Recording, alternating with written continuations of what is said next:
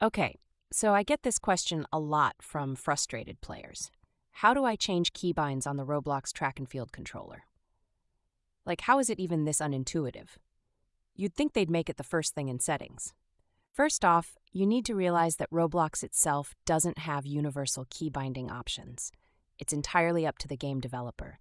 And for Track and Field, it's a custom setup, so they've built their own UI layer for controls. Start by launching the game and spawning into the arena. Don't move yet, just click the gear icon or any settings UI button. Most players miss this completely because it's tucked away in the upper left corner, almost like they don't want you to find it. Once you're in the Settings menu, scroll until you see Controller Mapping or something like Input Settings. It's usually not labeled very clearly. Sometimes they'll replace terms like Button Layout or Control Scheme, which just makes it worse. Now here's the trick. You need to be using a controller for the game to even show you the keybind menu. If you're on PC only with a keyboard, the game might lock you into the preset. Plug in your controller first, then re-enter Settings. Once the game recognizes your controller, a list of actions appears: sprint, jump, start, lean, dive. These are usually mapped to Xbox or PlayStation button names. Select any action and press the button you want to assign to it. A lot of people try to get cute with the layout, but I recommend this.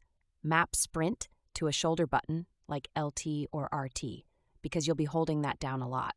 Jump should land on something reactive, like A or X, depending on your controller. Now, if you're using a keyboard, you'll need to dig into the developer console using F9 and see if the game outputs bind logs. That's only for advanced users, but it does sometimes display the active key binding logs and gives you hints. There's also a workaround. Some games use in-game bind stations. These are physical spots in the lobby area where you press E or click to open a key binding interface. Most people think they're just decorations and walk right past them. A common pain point: people remap the controls, then the game forgets them the next time they log in. To prevent this, always wait at least 15 seconds after changing a bind and then reset your position or reopen the pause menu. It kind of saves it that way. Another tip: screenshot your final configuration. There's no cloud sync for indie Roblox games like Track and Field.